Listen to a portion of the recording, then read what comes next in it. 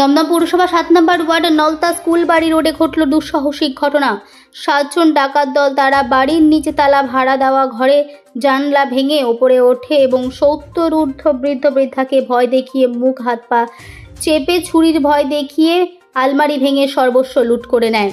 সিসিটিভিতে 7 জনের দুষ্কৃতীর দল বাড়ির ভেতরে প্রবেশ করছে, যাদের মুখে রয়েছে হেলমেট। 75 বছরের বৃদ্ধ শঙ্কর মজুমদার প্যারালাইজ হওয়ার কারণে 8 বছর ধরে তিনি শয্যাশায়ী। তার স্ত্রী পুতুল মজুমদারকে মুখ চাপা দিয়ে ভয় দেখিয়ে সর্বস্ব লুট করে নিয়ে পালায়। গতকাল রাত 2:06 নাগাদ 7 জনের দুষ্কৃতীরা কাঁধে ব্যাগ নিয়ে বাড়িতে প্রবেশ করে। পেছনে একতলার ভাড়া দেওয়া ঘরে কেউ না থাকার সুযোগ নিয়ে জানলার গ্রিল ভেঙে লক খুলে দোতলায় উঠে আসে। এরপরে বৃদ্ধ-বৃদ্ধার মুখ চেপে ধরে। কর্মসূত্রে বৃদ্ধ দম্পতির ছেলে দেবাশিস মজুমদার মহারাষ্ট্রে বসবাস করেন।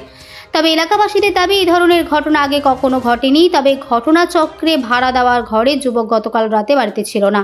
ঘটনাস্থলে দমদম থানার পুলিশ পারিপার্শ্বিক তথ্য প্রমাণ সংগ্রহ করতে সিসিটিভি ফুটেজ খতিয়ে দেখছে। পাশাপাশি দুষ্কৃতীদের চিহ্নিত করতে আশেপাশে নিরাপত্তার দায়িত্বে সিসিটিভি ফুটেজও খতিয়ে দেখা হচ্ছে।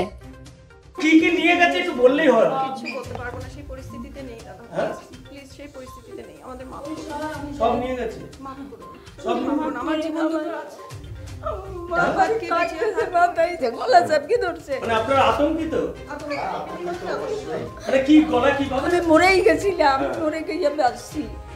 আমি কথা বলতে পারবো না বাবা, স্ট্রোক হয়ে যাবে আমার। ঠিক আছে, আপনি ঢুকেছে ভেতরে ঢুকে ওপরে চলে গেছে, গিয়ে এবার যা বাবার সে পেয়ে গেছে সোনা গয়না টাকা পয়সা, যেটা বাড়ির লোক বললো।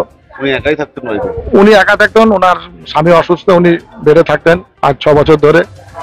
উনি একা থাকেন। উনি বললো যে আমাকে গলা চেপে ধরেছে, ধরে ওনার নাক চেপে ছিল সেটাকেও খুলে নিয়েছে, যা যা ছিল যা নিয়ে চলে গেছে। পুলিশ কখন আসবে? পুলিশ তো মনে হয় এসে ভোট টাইমেই মনে হয় এসছে। এটা কখনকার ঘটনা? এইটা হচ্ছে 4:10-20 এরকম হবে। সেই সময় ঘটনাটা ঘটেছে? সেই সময় ঘটনাটা ঘটেছে। কজন ছিল? আমি তো সিসিটিভিতে দেখলাম 6 জন। সিসিটিভিতে 6 জন? 6 জনকে দেখলাম। তারা কিসে করে এসেছিল? তারা স্কুটিতে করে এসেছিল, একটা স্কুটি ছিল, একটা বাইক ছিল। কতটা আতঙ্কে রয়েছে এলাকায়? এখন তো আতঙ্ক থাকতে হবে, কোনোদিন হয়নি এখানে সব ধরনের ঘটনা। এবার যখন ঘটে গেছে হঠাৎ, ওটা আতঙ্ক তো আছেই সবাই। কি মনে হচ্ছে এটা আগে থেকে রেকি করেছিল বা কিছু হতে পারে? এটা এগুলো তো পরিকল্পনার ব্যাপারে তো এগুলো থাকে না।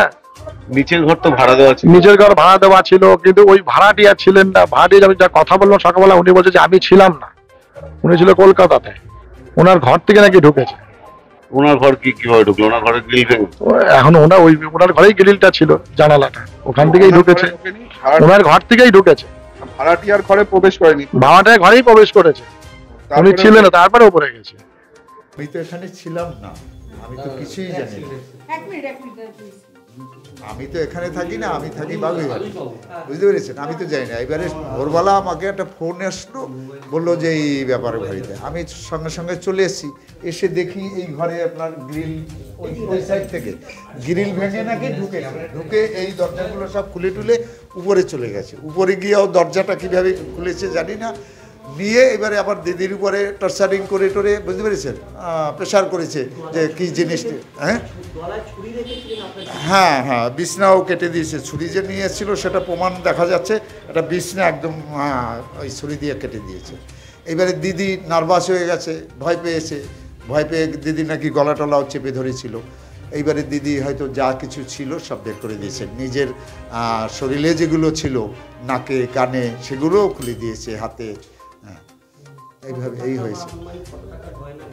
সেইগুলো তো ডিটেলস ওইভাবে বলা যাবে না, আপনি দিদিও এখন সেই অবস্থায় নেই, বলাও যাবে না। সেইটা তো আমরা তো কি বলবো বলো। হ্যাঁ, উপরে থাকে আমার জামাইবাবু, প্যারালাইসিস 7-8 বছর। আর দিদি আমার জামাইবাবু না শঙ্কর কুমার মজুমদার, পুতুল রানী মজুমদার। হ্যাঁ হ্যাঁ, আমার ভাগনারা একজন পুনেতে থাকে আর একজন অশোকনগরে থাকে। এ তো বলছে যে যখন বেরিয়ে গেছে তখন 4টা প্রায় বাজে, মানে বেরিয়ে গেছে তখন 3:30-4টা বাজে। আর তখন ঢুকেছে সেটা তো আমি ঠিক বলতে পারবো না। আর যখন বেরিয়ে ওই পিছন থেকেই আবার বেরিয়ে গেছে, তখন যখন দিদি আবার বারান্দা থেকে কথাও নাকি তাদের সামনে বলেছে যে তোমরা এভাবে করলে কেন।